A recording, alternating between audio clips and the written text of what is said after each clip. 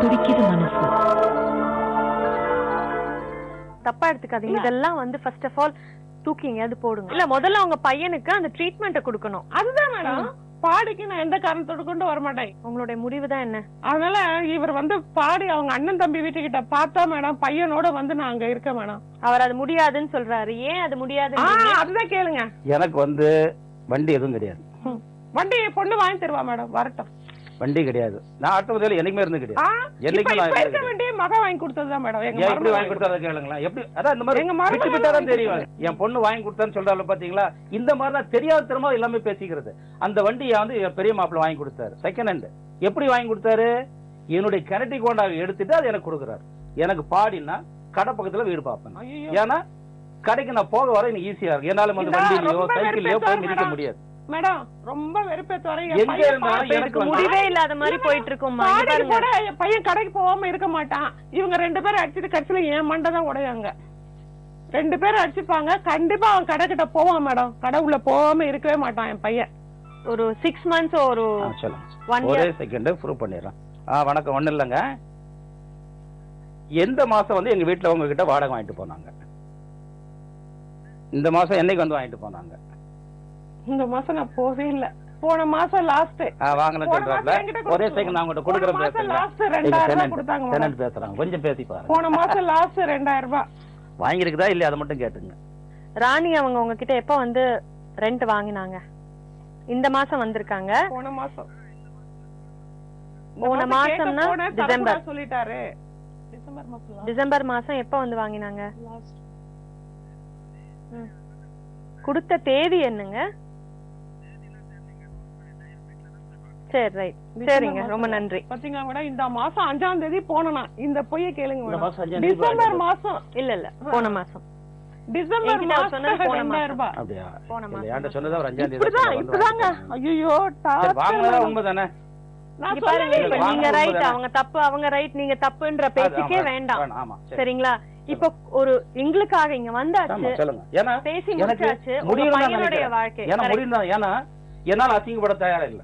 உங்க பையனுக்கு நீங்களும் உங்க பையனும் பாடி அந்த இடத்துலதான் நீங்க வீடு பாக்குறேன்னு சொல்றீங்க. வேண்டாம் வேண்டாம். பாடி அவங்க வேற இடத்துல கேக்குறாங்க. நீங்க ஒரு few months 6 மாசமோ 1 வருஷமோ அவங்க கேக்குற மாதிரி பண்ணலாம் இல்லையா? இருக்க சொல்லுங்க மேடம்.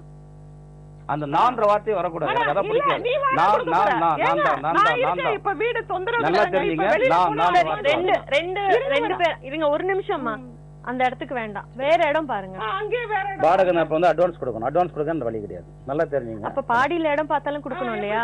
ஒரு 10,000 கூட எனக்கு கிடைக்கும். தெரிஞ்ச இடம் எத்தனையோ கிடைக்கும். 10,000 எங்க கொடுங்க. நான் சொல்றேன் எல்லா ஏரியா தெரியும். நான் அந்த வார்த்தை வரக்கூடாது. உங்க வார்த்தை சொல்லி சொல்லி கேட்டுதான் இன்னைக்கு நான் ரோட்ல பாருங்கம்மா. உங்க சார்பில தான் நான் பேசிட்டு இருக்கேன். நீங்க குறுக்க பேசிட்டே இருந்தீங்கன்னா யாருக்கு புரியாது. நான் போய் டெய்லரிங் கிளாஸ் படிக்கணுமா வேணாம்? இந்த வயசுல நாளைக்கு நான் உழைக்க முடியலன்னா எப்படி வேணாம்? என்னால உழைக்க முடியல, வெளியில போய் சுத்த முடியலன்னா எப்படி வேணாம்? என் லைஃப் யோசிச்சு பாருங்க மேடம். எனக்கு கேட்கறேன் நானு இன்னைக்கு என் சம்பந்தி பார்வையில மேடம். என் சம்பந்தி என்னோட நைட்ல படுப்பாங்க.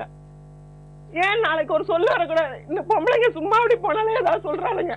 அந்த சொல்லு வரக்கூடாது. நல்லபடியா பிறந்த, நல்லபடியா வளர்ந்த, நல்லபடியா சாகணும்.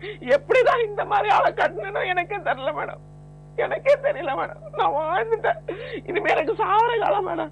நான் செத்துறா எனக்கு எதுக்கு ஒரே காரணம் பயப்படுறேன். என் பிள்ளை இப்பவே கவனிக்காதால நான் செத்துற பிறகு இந்த ஆள் இப்படி கூத்தடிச்சுட்டு என் பிள்ளை நடுரோட்ல விட மாட்டேன். என்ன நிச்சயம் மேடம்? ஆமா வித்து என் பிள்ளை பேர்ல இடம் வாங்கு.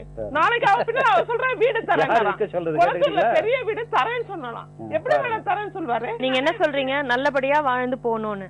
அதுக்கு ஏத்த மாதிரி என்ன பண்ணணுமோ அதை மட்டும் செய்யலாமா? ஒரு வீடு ஏலத்துக்கு போனா அண்ணன் தம்பி வந்து ஆளுக்கு கொடுத்தா அந்த வீடு ஏலம் போகும்போது பக்கத்துல தங்கச்சி வராரா என்ன மேடம் இது? அப்ப நான் பிரச்சனைன்னு வரும்போது சார்ட் அவுட் பண்ணிக்கலாம். அந்த நேரத்துல யாரும் பேசி தீர்த்துக்கல. ஆமா மேடம் தீர்க்க முடியாது. வருஷம் பிரச்சனை இல்ல. எங்க அண்ணன் தீர்வு வரும்னு நினைக்கிறீங்களா? இப்ப மேடம் ரெண்டு பேரும் ஒத்துழைச்சா கண்டிப்பா அட்லீஸ்ட் இப்போ இங்க இது வரைக்கும் எங்க அண்ணன் கிட்ட நான் போனதே கிடையாது மேடம். எந்த அண்ணன் தம்பி வாசல்லையா? இப்பதான் பையன் இந்த மாதிரி ஆயிட்டோம்னு எனக்கு பயம் வந்துச்சு மேடம். பையன் இந்த மாதிரி பையனுடைய வாழ்க்கை அவனுக்கு ஏதாவது பண்ணணும். கண்டிப்பா கண்டிப்பா பாருங்க இது வரைக்கும் பிடிச்சிட்டு இருந்த ஒரு சில விஷயங்களை விட்டு கொடுக்கணும். சரி, ஆனா பாடிக்கு மாத்திரம் நான் போவே மாட்டேன் மேடம். அந்த ஆளுங்களை பத்தி உங்களுக்கு தெரியாது மேடம். நான் அனுபவிச்சேன். ரவுடி கும்பல் ரவுடி தான் வச்சுட்டு இருக்கான் மேடம். அவன் வந்தாலே நான் போறேன் சார் பொம்பளை பாடிக்கு தனியா. இவர் வந்து அங்க ஒருத்த இங்க ஒருத்த வந்து இப்படி வந்து நோட்ல நிப்பாங்க. ஒரு பொம்பளை வந்து நிக்கிறாங்க, இப்படி சொரிஞ்சிட்டு அப்படி சொரிஞ்சிட்டு கடைக்குள்ள வந்து நிக்கிறாங்க மேடம். அந்த கடையில மத்தியான நேரத்துல போய் பாருங்க மேடம். 1 to 3 o'clock லஞ்ச்ல போய் பாருங்க மேடம். மாமாக்கு சைலண்ட் தேயின்னு உட்கார்ந்துருப்பா மேடம். நான் ஒரு நாள் கார்மெண்ட்ஸ்ல ஒர்க் பண்ணிட்டு போறேன் மேடம். மத்தியானம் இந்த பையனுக்கு ஏதாவது ஒரு வழி பண்ணலாம்னு சொல்லிட்டு எக்ஸ்கியூஸ் கேட்டு போயிட்டு வரேன் மேடம். ஃபேன் ஓடுது, கடையில ஆளே காணும் மேடம். எட்டி பார்த்தா அது உட்கார்ந்துருக்கு. இது மடியில படுத்து தைலம் தேய்ச்சிட்டு தலையமைக்கி விட்டு உட்கார்ந்து ஒண்ணுமே சொல்ல மேடம். பேசாம வெளியில வந்துட்டேன் நான். சொல்ல துடிக்குது மனசு.